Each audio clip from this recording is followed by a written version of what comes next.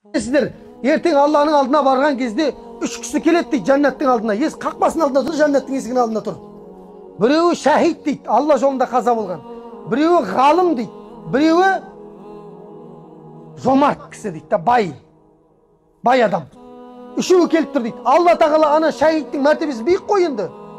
Пайғамбарлардан кейін шәһидтер тұрады ғой. Шәһидке айтады дейді, сен жәннатқа бірінші болып кіре ғой деп айтады дейді. Сонда ана шәһид, мен кіре алмаймын дейді, мен кіре алмаймын. Мен шәһидтіктің сауабының не екенін білмейтін едім. Мына ұстаз үйретпеген де маған дейді. Ұстазым бірінші кірсін дейді, ұстазымнан аттап кетпеймін мен дейді. Ана қараңыз.